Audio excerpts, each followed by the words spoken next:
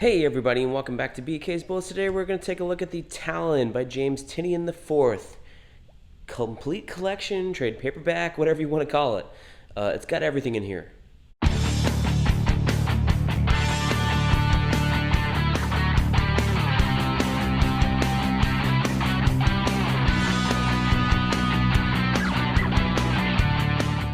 Hey everybody, and welcome back to BK's Bullets. As always, I'm your host, Brent, and today we're going to be doing an overview of this new Talon trade paperback. So, what is this, Brent? I haven't heard about Talon in years, pretty much 10, right? So, Talon is a character created by Scott Snyder and James Tynion IV that comes out of the Batman Court of Owls storyline. So, if you remember this storyline, it's a legendary storyline.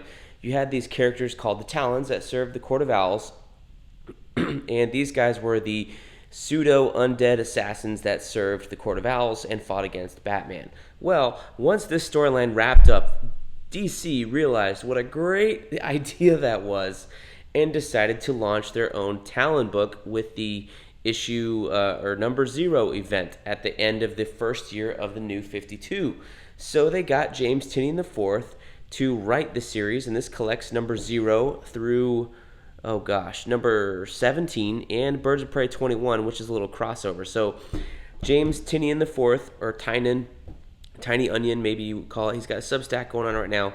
You may know him as the old writer of Batman. He wrote Joker War and everything leading up to that with Ghostmaker, all this kind of stuff with Jorge Jimenez.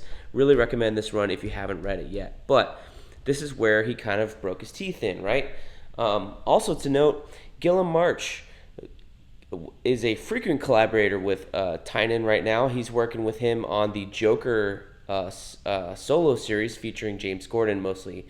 I think they called it Joker because that particular series, a Gordon series wouldn't sell and a Joker series would, even though it mostly focuses on Gordon. But anyway, these two first got together here in this book. So this is a really interesting story. So we're going to follow the adventures of Calvin Rose, who was a new character. He was not introduced in Court of Owls.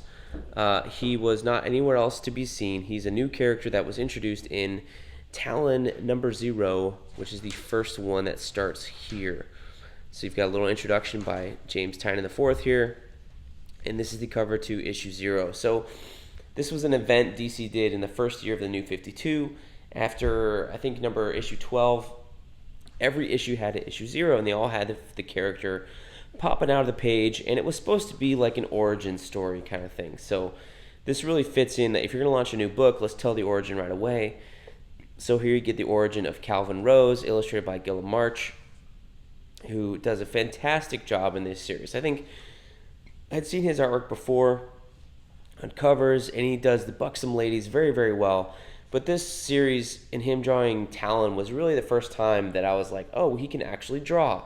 Kind of like how Brett Booth really proved me wrong when he was doing The Flash, even though he's been in the industry for decades. So you have Calvin Rose, and he's kind of an anti-hero. Like, he's a Talon, but he quickly determines that he wants to take down the Court of Owls. So most of the storyline you have throughout this book is Calvin Rose going up against the Court of Owls, trying to take them down after they've tussled with Batman.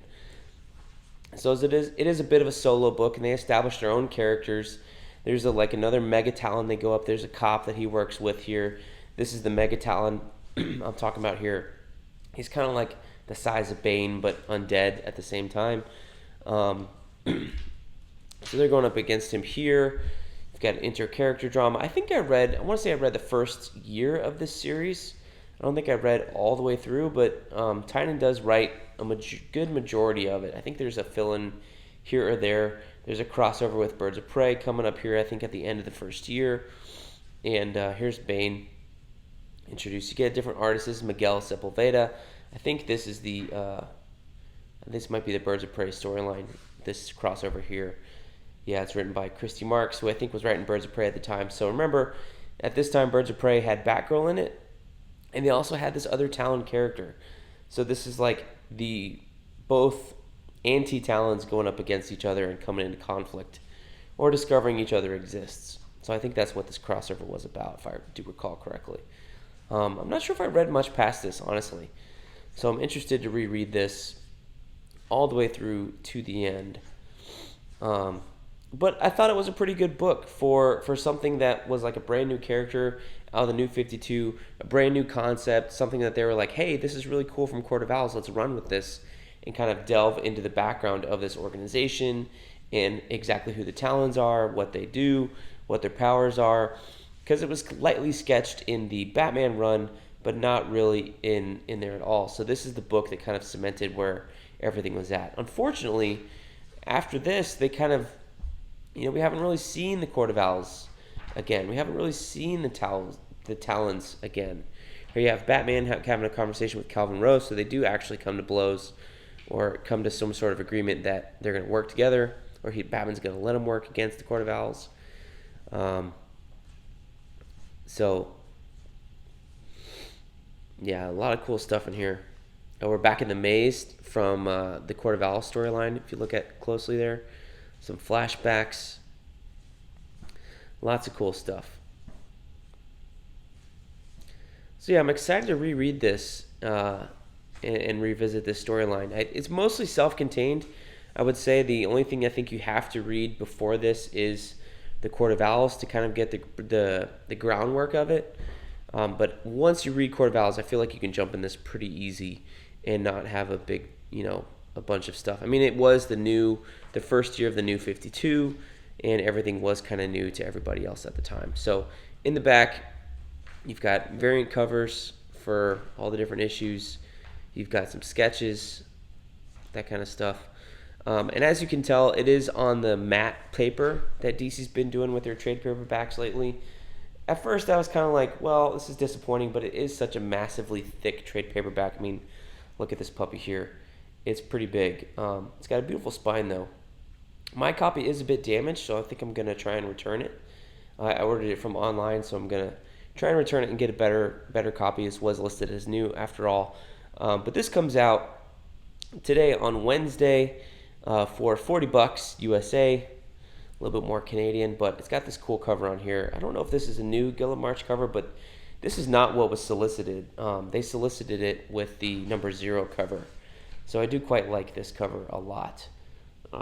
If it's from an issue that I can't remember, forgive me, but it's a pretty cool cover.